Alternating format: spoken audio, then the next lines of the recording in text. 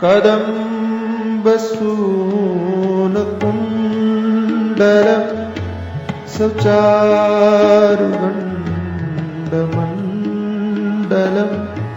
व्रजाङ्गनैकवल्लभं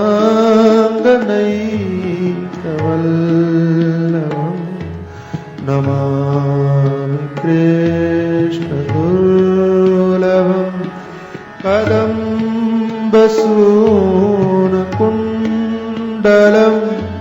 सुचारुगण्डमण्डलं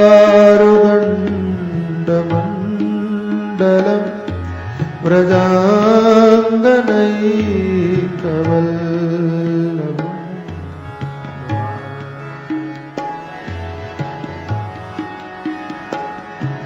यशोदया समोदया सगोपया सनन्दया युतं सुखैकदायकं नमामि गोपनायकं यशोदया समोदया सगोपया सनन्दया युतं सुखैकदायकं नमामि गोपनायकं नमामि गोपनायकं नमामि गोपनायकं।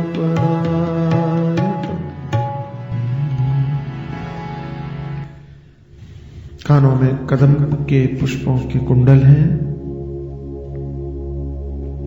सुंदर कपोल हैं। व्रजांगनाओं के एकमात्र प्राणाधार हैं। ऐसे दुर्लभ कृष्ण को हम प्रणाम करते हैं। यशोदया समोदया समोदया सगोपया सनंदया समोदया, जो यशोदा जी के साथ प्रसन्न मुद्रा में है, ग्वाल बालों के साथ में प्रसन्न मुद्रा में है, नंद जी के साथ आनंदित है। युतम सुखैकदायकम, ऐसे सुख के एकमात्र कारण के आनंद देने वाले गोपनायक भगवान कृष्ण को हम प्रणाम करते हैं। सनंदया समोदया, नंद बाबा के साथ बड़े प्रसन्न हैं और जो आनंदित है परमात्मा उसी के साथ है। अब एक बात समझ में नहीं आती कि परमात्मा है तो आनंद है कि आनंद है तो परमात्मा है।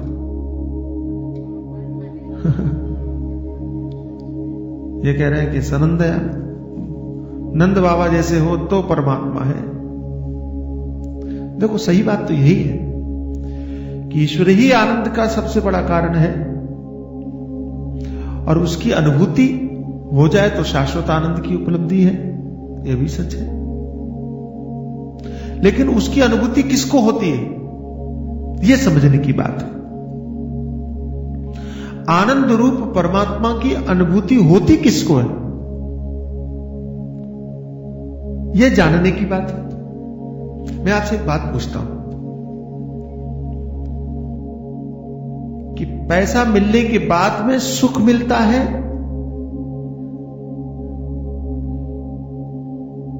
कि दुखी आदमी पैसा कमाता है, ये बताओ। समझ में आएगा? नहीं आएगा। दुखी आदमी पैसा कमाता है। देखो समझना इस बात को, दुखी आदमी कुछ नहीं कर सकता, लेकिन जिसको परिश्रम में भी मेहनत में भी प्रसन्नता मिलती है वो पैसा कमा सकता है। ये बात मानते हो कि नहीं? जो मेहनत में भी दुखी नहीं होता, जो मुश्किलों में भी कठिनाइयों में भी दुखी नहीं होता, वो धन कमा सकता है, वो व्यापार कर सकता है, वो सर्विस कर सकता है, वो काम कर सकता है, काम करके वो धन कमा सकता है, धन कमा के सुखी हो सकता है। समझ में आए? और जो रोता ही रहे, अरे अभी सुबह सुबह जाना पड़ेगा ऑफिस, अरे बड़े झंझट है, क्या करें, अरे बड़ी मुश्किल है, शरीर भी साथ नहीं देता, रोता रहे जो वो। यद्यपि धन कमाने के बाद में ही व्यक्ति को सुख मिलेगा, ये सही है, सुख के साधन मिलेंगे, ये सही है, लेकिन धन कमा कौन सकता है, ये तो सोचने की बात है। तो धन वही कमा सकता है, धन वही कमा सकता है जो परिश्रम करने में भी दुख का अनुभव न करे, जो रोए धोए नहीं, मेहनत प्रसन्नतापूर्वक मेहनत करे, आनंदपूर्वक, जो भी काम मिले उसको हम काम करेंगे, कुछ भी मिले, कुछ भी मिले। तो हमने बड़े बड़े उद्योगपतियों और बड़े बड़े धनाढ्य लोगों के विषय में सुना कि छोटे छोटे काम करते करते और बड़े बन गए। छोटे काम करने में भी उनको कठिनाई नहीं हुई, कि परेशानी नहीं हुई। बस यही समझो कि यद्यपि ईश्वर के मिलने के बाद, परमात्मा साक्षात्कार की, आत्म साक्षात्कार होने के बाद ही व्यक्ति को परमानंद की अनुभूति होती है, सदा शाश्वत आनंद की प्राप्ति होती है, यह सच है। लेकिन उसकी आनंद की प्राप्ति करता कौन है, कर कौन पाता है? रोने धोने वाले लोग नहीं, कि आधा घंटा ध्यान करने बैठे और क्या, अरे ये तो बड़ा मुश्किल है, कठिन है। लेकिन 10 घंटे ध्यान करने बैठे और कहते वाह क्या बात है। और मैं आपको फिर कहता हूं कि जहर पीने में भी जिसको मस्ती का अनुभव होता हो, वही व्यक्ति परमात्मा की अनुभूति कर सकता है। रसगुल्ला खाने में भी जिसको शिकायत की अनुभूति हो, वो भगवान ही मालिक है उसका। फिर और हमें तो रसगुल्ले से भी शिकायत है। हमारे तो जीवन में शिकायतों के अलावा कुछ है ही नहीं, रोने के अलावा कुछ है ही नहीं, दुख के अलावा कुछ है ही नहीं। हमारे एक महात्मा है, वो बढ़िया बात कहते हैं कि आप परमात्मा को चाहते हो, बोले हाँ, लेकिन बोले आपने अपने घर में तो दुख को भर रखा है। आपने अपने मन के अंदर में तो शिकायतों का अंबार लगा रखा है कि दुख को, घर खाली ही नहीं है, भगवान आए तो कैसे आए, कि पहले उसे खाली तो करो, थोड़ा हल्का हो जाइए। उपनिषद कहते हैं कि ये जो पथ है ना, क्षुरस्य धारा, तलवार की धार है ना, इस पर चलना बड़ा कठिन है, समझना। तलवार की धार पर चल सकते हो आप? नहीं। चलना तो दूर खड़े हो सकते हो? नहीं, कट जाएगा, पैर कट जाएगा। लेकिन चलना इसी से है, क्योंकि इसके अलावा कोई रास्ता नहीं है। नान्य पंथा विदिते नाय, इसके अलावा कोई दूसरा मार्ग नहीं है। अच्छा, इसके अलावा रास्ता कोई है नहीं, चल सकते नहीं, चलोगे कैसे? महात्मा इसे कहते हैं। देखो भाई, हमारे महाराज ने समझाया हमको, छोटे थे हम लोग, क्या बात है। कहा छुरे की धार है ये माना, तलवार की धार है ये माना, और दूसरा रास्ता नहीं है ये भी माना, तो चलोगे कैसे? चलना इसी पे, तो चलोगे कैसे? क्या बात कही, मजा आ गया। तो कहा उस तलवार की धार पर अगर मच्छर बैठे तो क्या कट सकता है? बोलो, आदमी कटेगा, हम पैर रखे तो कटेंगे, लेकिन मच्छर बैठे तो नहीं कट सकता। हमारे महाराज कहते कि आप मच्छर की तरह हल्के हो जाइए ना, फिर चलिए। हम बोझा लाद के चलेंगे तो मुश्किल है।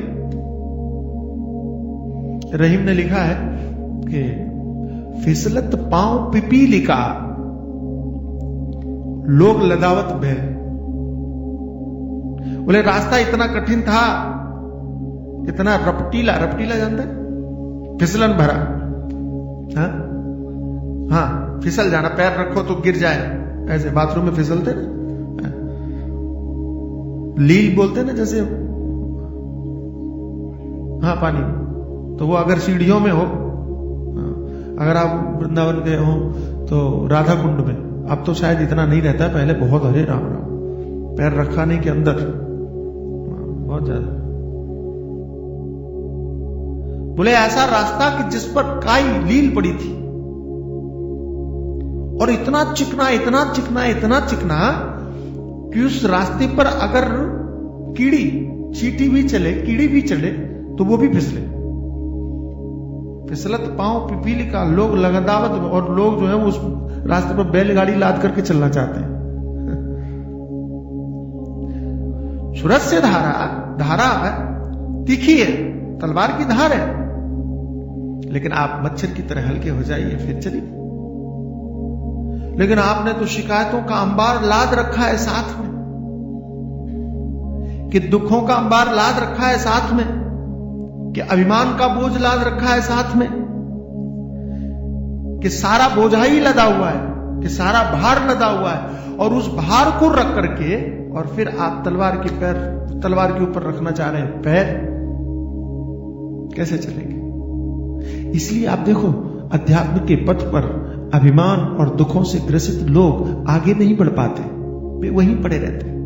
क्यों? क्योंकि पैर रखते हैं और कट जाता है, पैर रखते हैं और वहीं पर उनकी यात्रा समाप्त हो जाती है। हमारी यात्रा शुरू ही नहीं हो पाती, हम चल ही नहीं पाते।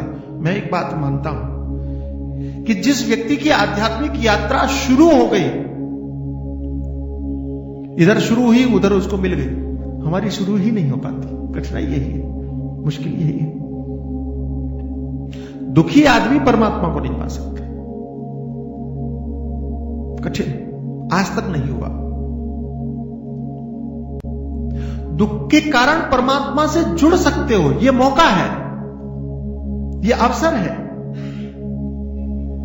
और शायद भगवान इसीलिए जीवन में दुख देते हो कि झटका लगे तो आप।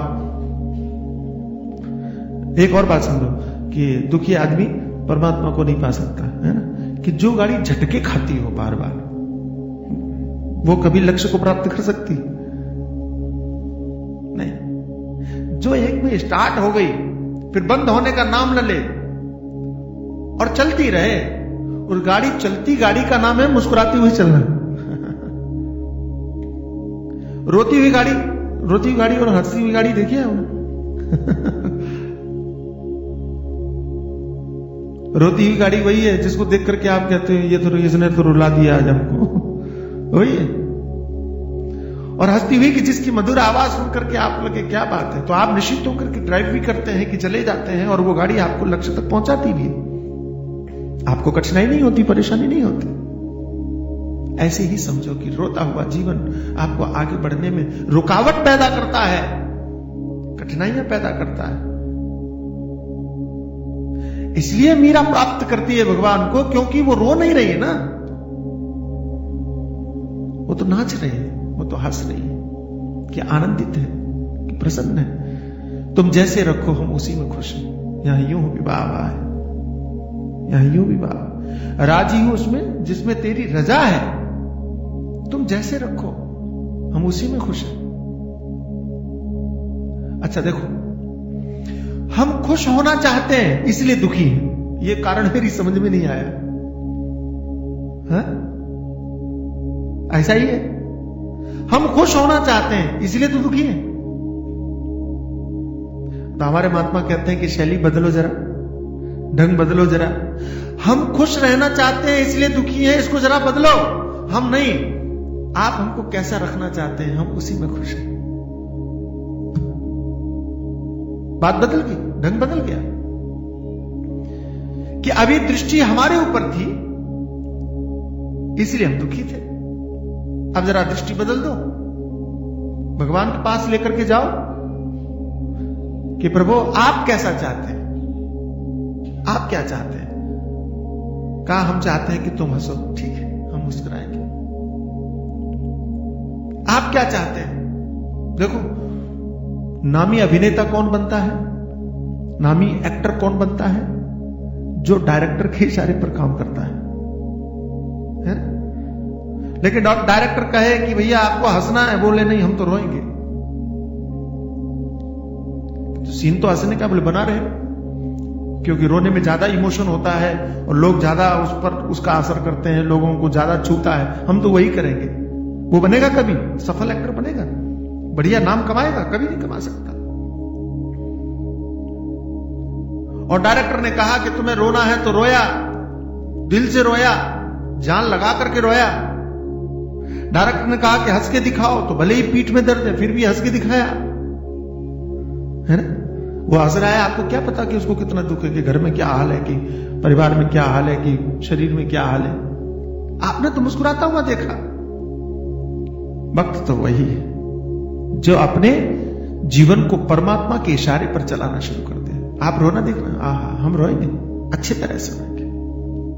आप खुश देखना चाहते हैं, हमारी अपनी कोई अभिलाषा है ही नहीं। आप रुलाओ तो हम रोएंगे, आप हंसाओ तो हम हंसेंगे। आप क्या चाहते हो? और रो करके भी हम आनंदित होंगे कि जैसे अभिनेता रो करके भी खुश होता है। मैं इस दृष्टांत को, इस उदाहरण को मैं कभी नहीं भूल सकता कि अभिनेता अपने रोते हुए सीन को देख करके सबसे ज्यादा खुश होता है कि मैंने ऐसा रोया, ऐसा रोया, ऐसा रोया कि सबको रुला दिया, और वो खुश हो रहा है कि मैं कितना बढ़िया रोया। है ना कमाल की बात?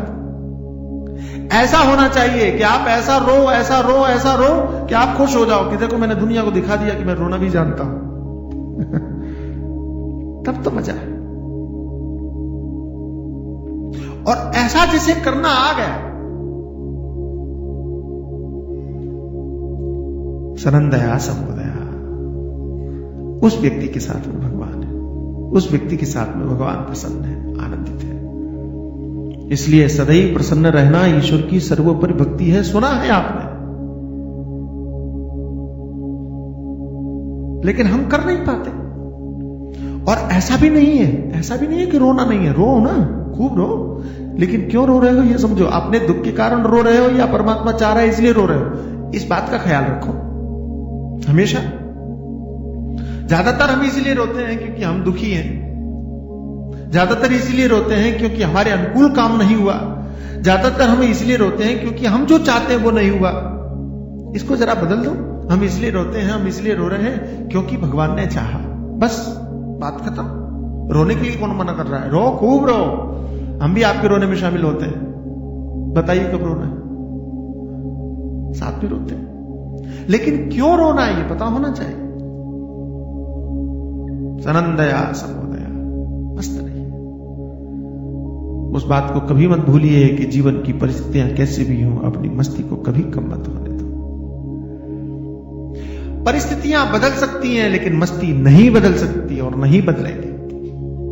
आप ठान लो ईश्वर आपके साथ है, आप ठान लो कि भगवान आपके साथ है। जिसने ठान लिया तो पूरी कायनात उसका साथ देती है। जिसने ठान लिया पूरा संसार कि संसार का एक एक कण आपका साथ देता है। मुश्किलें भी यही संसार देता है, ध्यान रखना, लेकिन ठानने वालों का साथ भी यही संसार देता है। कि 5 वर्ष के ध्रुव ने ठान लिया तो संसार ने ही साथ दिया, कि प्रकृति ने साथ दिया, कि सबने साथ दिया। बात ठानने की है। मीरा ने ठान लिया तो मुगल साम्राज्य के समय पर भी, मुगल काल में भी, और अकेली दुनिया में घूमती रही, किसने बचाया? सोचो, कल्पना करो आप। मैं तो दंग रह जाता हूं कि आज महिलाएं सुरक्षित नहीं है, स्त्रियां सुरक्षित नहीं है आज, जबकि हम आजाद हैं, जबकि सब कुछ है, सारी व्यवस्थाएं, फिर भी सुरक्षित नहीं है। मीरा को किसने बचाया? मुगलों के साम्राज्य में। कोई साथ में भी नहीं था, अकेली भ्रमण कर रही थी। लेकिन मीरा को कभी किसी ने तंग किया हो ऐसा आप उनके जीवन में कभी नहीं पढ़ते, और पढ़ने को नहीं मिला। राजघराने की बहू पूरी दुनिया में अकेली घूमी, पूरे भारत में, लेकिन मीरा को छूने का साहस कोई नहीं कर सका। यह उदाहरण बताने के लिए पर्याप्त है कि परमात्मा तो सदैव आपके साथ है। आप घबराते क्यों? हिम्मत करो, जरा ठानो, और ठानो तो हिमाद्रि तुंग श्रृंग से प्रबुद्ध शुद्ध भारती, स्वयं प्रभा समुज्ज्वला स्वतंत्रता पुकारती। कि सारी दुनिया आपको पुकार रही, चलो आगे बढ़ो, प्रशस्त पुण्य पंथ है, बढ़े चलो, बढ़े चलो। मार्ग आपकी रास्ता देख रहा है, आप चलिए तो सही, घर के दरवाजे खोलिए तो सही। हाईवे है, सुंदर बना हुआ है, लेकिन चलने का साहस तो करो। ये लोगों ने डराया आपको कि तलवार की धार है, कि बड़ा कठिन मार्ग है। नहीं, ये डराया कि जरा आपके अंदर में परीक्षा लेनी थी, देखना था कि आपके अंदर का साहस कैसा है, कि कठिनाई कैसी है, मन में तुम्हारा विश्वास कैसा है। कि ध्रुव जब निकलने लगे तो नारद जी ने भी कहा कि तुम तो भैया खेलने वाली उम्र है, तुम वहां क्या करोगे, भगवान थोड़ी मिलेंगे तुमको, बहुत कठिन है परमात्मा को पाना। छोटे से ध्रुव को कहा, 5 वर्ष के ध्रुव को कहा कि ईश्वर को पाना बच्चों का खेल नहीं है, जाओ तुम गिल्ली डंडा खेलो, वापस चले जाओ। डराया। ध्रुव कहते हैं कि महाराज वापस आकर के खेलूंगा, अभी तो वही जाऊंगा, अभी तो वही करूंगा। तो नारद जी के कहने पर भी ध्रुव डरते नहीं है, चल देते हैं, आगे बढ़ जाते हैं। तो होता क्या है कि 5 वर्ष का ध्रुव 5 महीने में भगवान को प्राप्त कर लेता है, 6ठा महीना नहीं लगने देता। आश्चर्य नहीं होता? और हम बड़ा कठिन मार्ग है, बड़ा कठिन मार्ग है, बड़ा कठिन मार्ग है, बड़ा कठिन मार्ग है, जपते जपते जपते जपते बूढ़े हो जाते हैं और हमको कुछ नहीं होता। जिंदगियां खत्म हो जाती हैं यही रटते रटते कि बड़ा कठिन मार्ग है। यहां वाले भी सुनाते हैं बड़ा कठिन मार्ग है, वहां वाले भी सुनाते हैं बड़ा कठिन मार्ग है। लेकिन मैं पूछता हूं कि कठिन मार्ग है तो ध्रुव ने कैसे पाया? कोई स्पेशल मशीन लेकर के गए थे क्या, कि कोई स्पेशल योग्यता लेकर के गए थे क्या? अच्छा, कई लोग कहते हैं हम ध्रुव प्रहलाद नहीं हो सकते। क्यों नहीं हो सकते भैया? वो आसमान से उतरे थे क्या? मीरा कहां से आई थी? क्या वो जमीन की ही नहीं थी? क्या हमारे और आपके बीच की नहीं थी? कि ध्रुव प्रहलाद हमारे और आपके बीच के नहीं थे? कि रैदास, कि तुलसी, कि सूर, ये हमारे बीच के नहीं थे? कि चैतन्य महाप्रभु हमारे बीच के नहीं थे? हाँ, ये अलग बात है कि जो साहस कर लेता है उसको कह देते हो उसके जैसे हम नहीं बन सकते। तो सीधे सीधे कहो ना, आप ये मत कहो कि हम मीरा नहीं हो सकते, आप ये मत कहो कि हम ध्रुव नहीं हो सकते, आप ये मत कहो कि आप प्रहलाद नहीं हो सकते, आप ये कहो कि हम उनकी तरह हिम्मती नहीं है भाई, हम तो कमजोर हैं। ये कहो। एक सैनिक सीमा पर खड़े होता है ना लड़ने के लिए, तो वो ये नहीं कहता कि जो पहले बलिदान हो चुके हैं हम वो नहीं है। ये कहता है कि वो और हुए होंगे कि जो गोली खा के मर गए, हम में वो हिम्मत नहीं है भाई, हम नहीं कर सकते। ये कहता है नहीं, वो तो उनके चित्र लगाता है, उन वीरों को याद करता है, कि प्रेरणा लेता है कि जब ये मर सकते हैं तो अपने देश के लिए हम क्यों नहीं मर सकते। साहस नहीं हो तो भी साहस पैदा करते हैं कि जब ये मर सकते हैं तो हम क्यों नहीं। तो ऐसा हम क्यों नहीं कर सकते कि जब मीरा कर सकती है तो हम क्यों नहीं,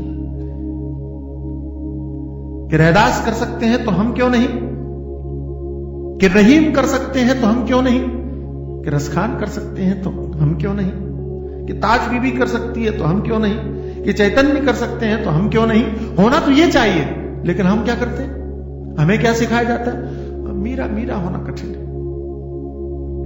मीरा नहीं हो सकते, मीरा ही हुई, हम नहीं हो सकते। रोते रहो। और ध्यान रखना, जिस दिन हमारे सैनिकों ने यह सोच लिया कि जो बलिदान हुए होंगे हम वो नहीं हो सकते, उस दिन देश खतरे में पड़ जाएगा। कोई व्यापारी अगर सोच ले कि हाँ टाटा बने होंगे, अंबानी बने होंगे, कि अमुक बना होगा, हम वो नहीं बन सकते, तो घर में बैठो, फिर आप कभी उन्नति नहीं कर सकते। कि धीरूभाई अंबानी ने अगर सोचा होता कि हम तो नहीं बन सकते भैया, व्यापारी नहीं बन सकते, टाटा बन गया, हमारे वश का नहीं, तो कभी बन पाते? कि जितने भी उद्योगपति, जितने भी लोग, जितनी भी कहानियां हम पढ़ते हैं, उन्होंने ठाना कि जब वो बन सकते हैं तो हम क्यों नहीं। ये सोचा तो वो बने। कि अमुक व्यक्ति अगर आगे बढ़ सकता है तो हम क्यों नहीं, वो आगे बढ़ा। और अगर वो सोच ले वो बड़ा होगा, हम थोड़ी। सोच का फर्क है, कठिन कुछ नहीं है। मैं फिर कहता हूं, कठिन कुछ नहीं है, सोच का फर्क है, चिंतन का फर्क है। कि उन्होंने सोचा कि हम कर सकते हैं, हमने सोचा कि नहीं यार वो अलग बात है, हम वो थोड़ी है। मैं आपसे निवेदन करता हूं कि अध्यात्म का पथ, अध्यात्म का मार्ग, अगर आपने ये सोच लिया कि नहीं जी हम मीरा नहीं बन सकते, तो बस देश की तरह आप ही खत्म, आपकी शुरुआत ही खत्म हो गई। मैं एक अनुष्ठान करने के लिए गया, नाटक करने के लिए गया, एक तप करने के लिए गया, और मैंने सोचा ऐसा ऐसा करूंगा, ऐसा ऐसा करूंगा। एक महात्मा थे मिले, उन्होंने कहा कि तुम ऐसा ऐसा करोगे? मैंने कहा हाँ ऐसा ऐसा करूंगा। कर लोगे? ये तो बड़ा कठिन है। मैंने कहा हाँ बिल्कुल बिल्कुल कर लूंगा। अगर मेरे साथ में ओंकारेश्वर गए हो तो आप लोगों को याद होगा, मैंने दिखाया था वो जगह। क्या हाँ कर लूंगा पक्का? मैंने कहा बिल्कुल, क्यों नहीं कर सकता। महात्मा हंसने लगे, बोले आधा तो तुमने अभी कर लिया कि तुम्हारे अंदर में ये विश्वास है कि तुम कर लोगे, तो तुम क्यों नहीं कर सकते। ये बात मुझे भाती है, ये बात मुझे अच्छी लगती है कि हम कुछ भी कर सकते हैं। मैं अपनी बात इसलिए नहीं बताता हूं कि आप मुझे बहुत अच्छा मानने लगे। मेरा निवेदन सुनना, बहुत हाथ जोड़ करके और बड़े निसंकोच पूर्वक विनम्रता से कहता हूं आपको, मैं आपको अपनी बात बता करके ये नहीं साबित करना चाहता हूं कि आप मेरे प्रति सम्मान की भावना बढ़ा लें कि महात्मा बड़ा तपस्वी होगा, कि बड़ा साधना करने वाला हो, कि आप मेरी इज्जत करने लगे। बिल्कुल नहीं। मैं अपनी बात इसलिए बताता हूं ताकि आपको यह समझ में आए कि प्रैक्टिकल है, हो सकता है। ये किताबों की बात नहीं है कि कोई सामने वाला कर सकता है, इसलिए बताता हूं। उसको गलत दिशा में मत लेके जाइएगा, ज्यादातर ऐसे ही लोग समझ लेते हैं। बद्रीनाथ में गया मैं, क्या बताया आपको। तो वहां मैंने सोचा कि मैं 1 महीना रहूंगा, यहीं तब करूंगा कि साधना करूंगा, क्या अमुक अमुक विचार आया मन में आया। एक महात्मा से मैंने चर्चा किया तो उन्होंने कहा कि तुम यहां रहोगे कैसे। अब क्या करना था, कैसे करना था, वो एक अलग बात हो जाएगी। फिर मैं बता रहा हूं, जो बताना चाह रहा हूं वो आपको बता रहा हूं। तुम कैसे रहोगे, यहां रहना तो बड़ा कठिन है। अब मेरी उम्र तो छोटी थी, इसमें कोई तो मुझे 96 की बात है। 90 कितने साल हो गए? लगभग 19 साल हो गए, 20 साल हो गए, है ना। छोटा ही 17-18 वर्ष की उम्र नहीं। तो उन्होंने कहा स्वामी जी ये तो कठिन है, कैसे रहोगे तुम। तो मेरा जवाब सुनेंगे आप। मैंने कहा कि जब स्वामी रामतीर्थ रह सकते थे तो मैं क्यों नहीं रह सकता। मैं इसे महत्व देता हूं कि आपका आदर्श कौन है, आपने किसको चुना है। मैंने ये नहीं कहा कि रामतीर्थ रह सकते हैं, मैं नहीं रह सकता। मैंने कहा कि जब वो रह सकते तो मैं क्यों नहीं। सवाल ये है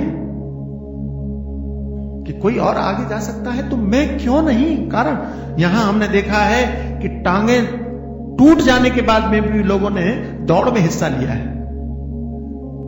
कि पैर नहीं होने के बाद में भी लोगों ने, वो कौन सा बोलते हैं, क्या बोलते हैं उसको, मैराथन, उसमें हिस्सा लिया है कि पैर वाले दौड़ सकते तो हम क्यों नहीं। कमाल की बात है, कमाल की बात है कि जिसका पैर टूटा है वो कह रहा है कि हम क्यों नहीं दौड़ सकते, और पैर वाले कहते हैं वो दौड़ सकते हैं, हम नहीं दौड़ सकते। अद्भुत बात, आश्चर्य की बात। और यही आपको अलग कर देता है। तो आप ये मत कहिए कि आप मीरा नहीं बन सकते, आप ये मत कहिए कि आप रसखान नहीं बन सकते, आप ये मत कहिए कि ताज बीबी नहीं बन सकते। आप ये कहिए कि हम में हिम्मत नहीं है जी, हम कायर हैं, कि हम डरपोक हैं, कि हम साहसी नहीं है, हम गए गुजरे। ये बोलो। कई बार लोग ऐसा दिखाते हैं कहने में कि मीरा बहुत महान थी इसलिए हम मीरा नहीं बन सकते। नहीं नहीं, वो मीरा की महानता नहीं बता रहे हैं, वो अपनी कमजोरी बता रहे हैं, कि वो अपनी कठिनाई बता रहे हैं, कि वो अपनी मुश्किल बता रहे हैं, कि हम कितने छोटे हैं कि हम नहीं बढ़ सकते आगे।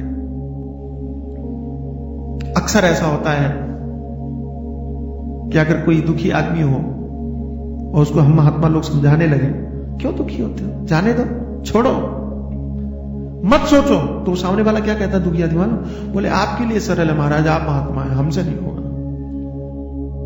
आप महात्मा है, आपके लिए सरल होगा।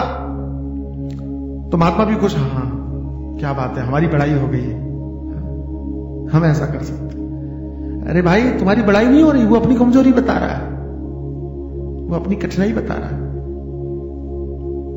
महात्मा होने का क्या अर्थ है? ये कपड़ा पहन लिया तो महात्मा हो गया, चलो हम तुमको उड़ा देते हैं कपड़ा। अगर महात्मा होने से ये कपड़ा डालने से ही अगर किसी के मन में बदलाव आता है तो आपको दुख है ना, चलो जी अभी हम कपड़ा लेकर के मार्केट से लाते हैं, तुम्हारे ऊपर डाल देते हैं, तुम भी महात्मा हो गए, चलो अब बदलो, हमारे जैसे हो जाओ।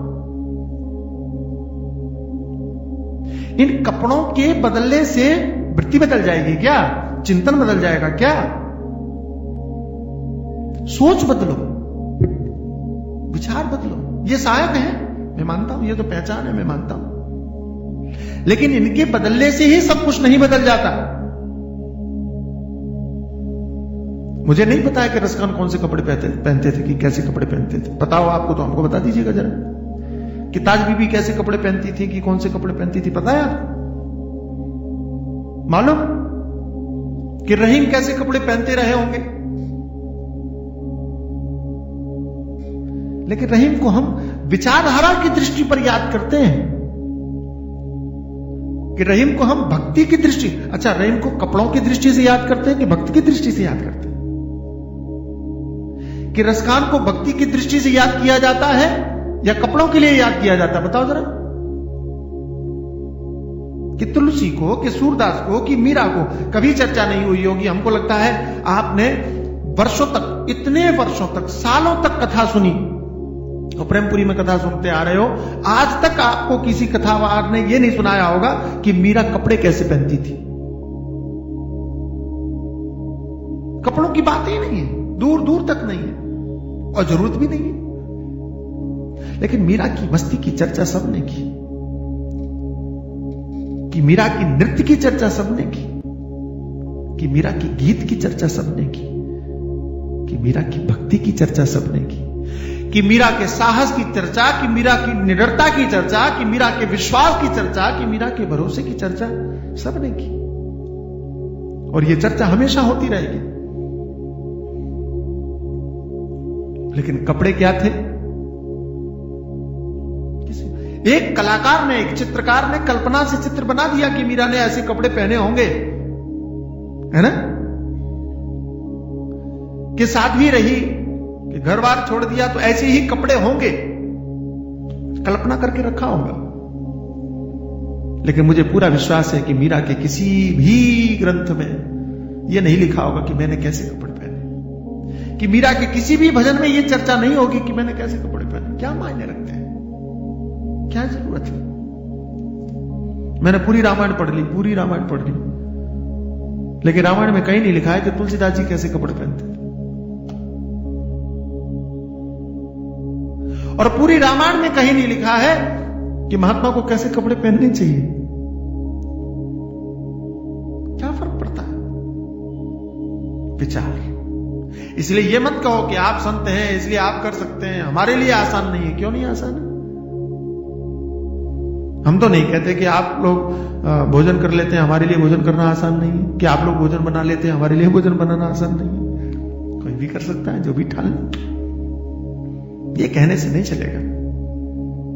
परिस्थिति कैसी भी हो, अगर मीरा नाच सकती है तो हम भी नाच सकते हैं, ये कहना चाहिए, ये कहना चाहिए। कि परिस्थिति विपरीत है, मीरा गा सकती है तो हम क्यों नहीं गा सकते? क्यों नहीं? और मीरा ने गाया, क्यों? क्योंकि उसने अपने आप को परमात्मा से जोड़ा, कि भगवान जैसे रखना चाहेंगे हम रहेंगे, लेकिन रहेंगे ऐसे ही। गाने में भी मस्ती होगी तो रोने में भी मस्ती होगी, बैठने में मस्ती होगी तो नाचने में भी मस्ती होगी। वाह, महल के अंदर में रहेंगे तो भी नाचेंगे, महल के बाहर जाएंगे तो भी नाचेंगे। और हमारा बदल जाता है मामला। सुख होता है तो हम बहुत खुश, दुख होता है तो हम बहुत दुखी। मीरा ने अंदर भी हंसी बाहर भी हंसी, अंदर भी नाची बाहर भी नाची। स्वभाव बदलना संत का तो कठिन है भाई। जैसे असंत का स्वभाव बदलना कठिन है भाई, ऐसे ही संत का स्वभाव बदलना भी कठिन है, महात्मा का स्वभाव बदलना भी कठिन है। तो परमात्मा के साथ जुड़ना चाहते हो, हां या ना? हां तो सनंद आया, मस्त रहो जी, जरा आनंदित रहिए, प्रसन्न रहिए, खुश रहिए। और भक्त हमेशा प्रसन्न रहा, नंद बाबा प्रसन्न, नंद नामी है। प्रसन्न क्यों रहना चाहिए? इसलिए रहना चाहिए क्योंकि आप प्रसन्न रहोगे, जो आदमी खुद प्रसन्न रहता है वो दूसरे को भी प्रसन्न रखता है। ये भी ध्यान रखना, जो आदमी खुद दुखी रहता है वो दूसरे को प्रसन्न कभी रख सकता है? बोलो बोलो जरा, बोला करो थोड़ा। हाँ, नहीं समझ में आया? अभी बोले फिर भी नहीं हो आप लोग, हिम्मत नहीं कर पा रहे। 13 तारीख तक बोलो, फिर मत बोलो, साल भर मत बोलो, हमें कोई परेशानी नहीं। थोड़ा जोर से बोलना चाहिए, अच्छा लगता है हमको, पूछने में अच्छा लगता है। नहीं तो ऐसा लगता है आप लोग बहुत बड़े लोग हैं, पता नहीं मैं कुछ कहूं बुरा ना लग जाए। बोल देते तो लगता है नहीं हम लोग एक ही हैं, परिवार के ही, अपनत्व तो पैदा होता है। क्या कह रहा था मैं कि भूल गया।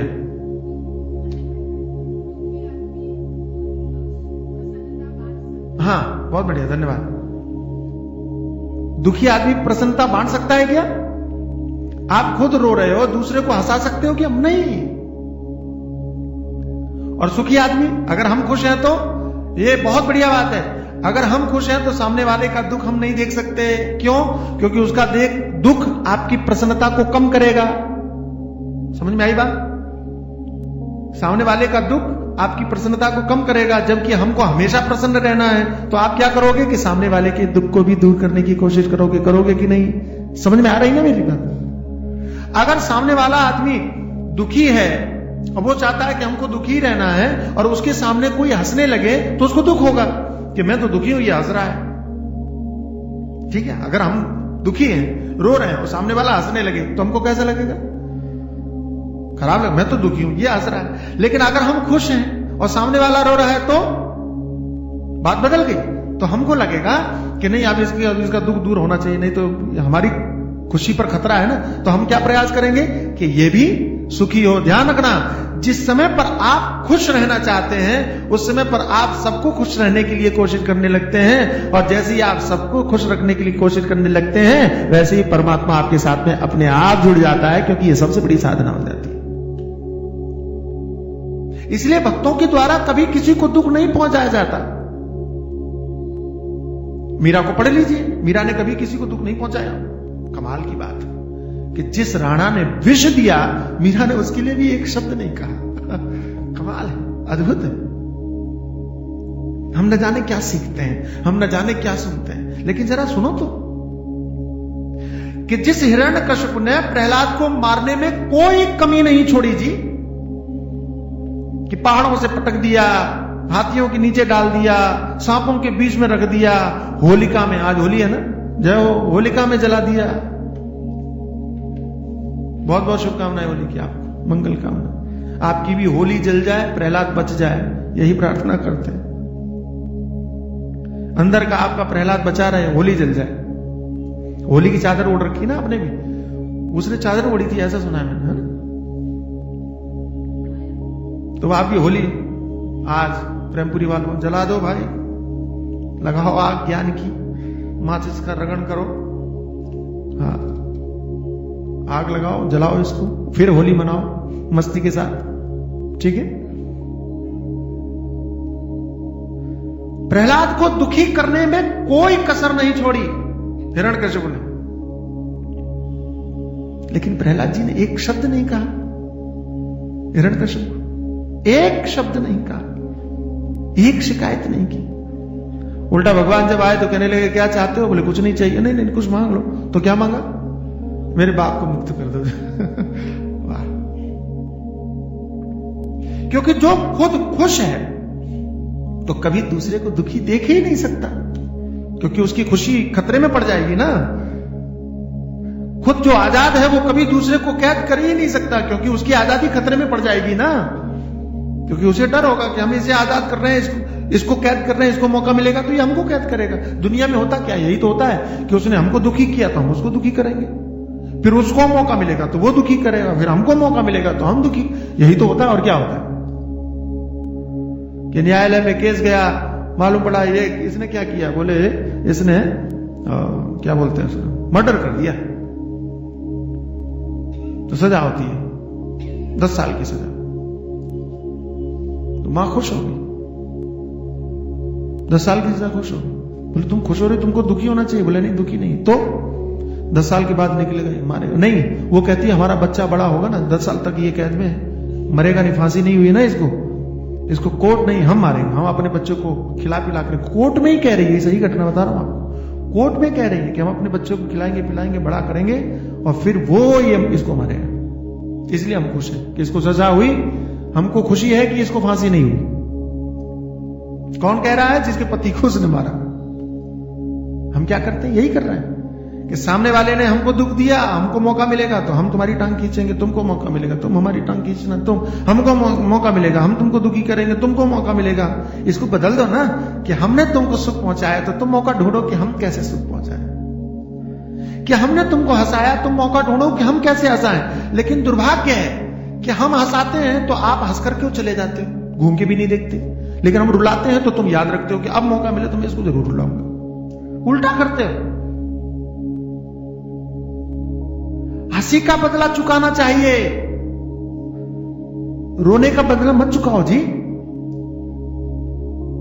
छोड़ो। प्रहलाद ऐसे ही नहीं हो गए, दुख देने वाले बाप को मुक्ति मान करके प्रहलाद हुए। हम इतने बड़े, फिर वही इतने बड़े नहीं हो सकते क्योंकि वो तो प्रहलाद थे, ये कह के बच नहीं सकते हम अपनी जिम्मेदारी से। हम सत्संग सुन रहे हैं, प्रेमपुरी में सुन रहे हैं, इसलिए हमारा भी दायित्व तो बनता है, हमें भी करना चाहिए। तो क्या है? सनंदया समोदया, आनंदित रहिए, मस्त रहिए। और कब रह सकते हैं मस्त, यह मैं बता सकता हूं आपको। कैसे रह सकते हैं मस्त, यह मैं बता सकता हूं आपको। कला क्या है, यह कथा बता सकती है आपको, कि संत बता सकते हैं। क्या कला है? एक ही कला है। वो क्या है? रॉकेट साइंस नहीं है कोई, एक ही कला है। क्या कला है? कि आप परमात्मा से अपने आप को जोड़ लो।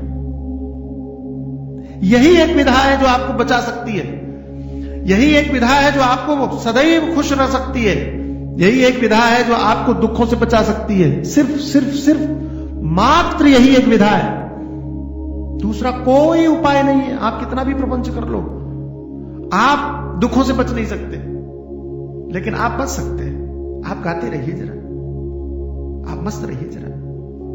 और मैं आपको प्रैक्टिकल एक और बात बताऊं, कि कोई आपको तंग करे और आप भगवान का नाम बोलिए, राम राम कहिए, जरा कह के तो देखिए। मैं स्टेशन पर खड़ा था, अजीब अजीब लोग होते हैं। एक बैतूल करके डिस्ट्रिक्ट है मध्य प्रदेश में, वहां पर मैं स्टेशन पर खड़ा था, पता नहीं मुझे कहीं दर्शन करने गया था, वहां एक मंदिर है शायद, भूल गया, पुरानी बात है।